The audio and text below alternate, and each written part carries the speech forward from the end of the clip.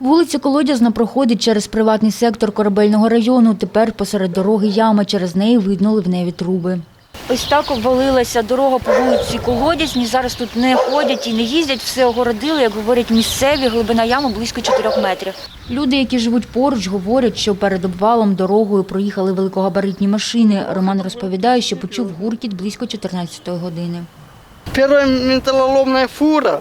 Спершу фура з металобрухтом проїхала, потім друга машина, і третя, і все. Після цього тут все і сталося. За один раз усе обвалилося. На щастя, ніхто не постраждав. Та гуркіт тут був серйозний, всі з будинку повибігали. Просто обвалилося і все. Просто обвалилося та і все.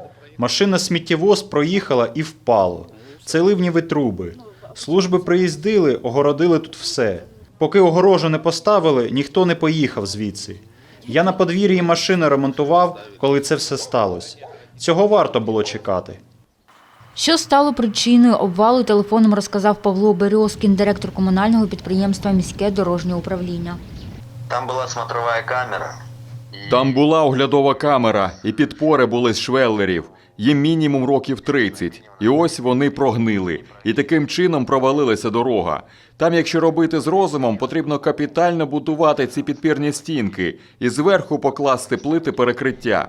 Зараз все огородили бетонними блоками, поставили попереджувальні знаки, щоб ніхто не влетів, ні люди, ні машини. Ситуацію з дорогою прокоментувала Марина Віркун, начальниця управління транспортно-дорожньої інфраструктури і зв'язку Херсонської міської ради. Зараз робиться проєкт, розробляється щодо капітального будівництва цієї ділянки, щоб ми подальше зробили в першу чергу вжили відповідні заходи. Десь через тиждень, коли вже проєктант порахує вартість сказаного проєкту, ми вже будемо розуміти, скільки нашому бюджету буде коштувати відповідні роботи. Олена Протопопова, Ігор Печенко. Новини на Суспільному. Херсон.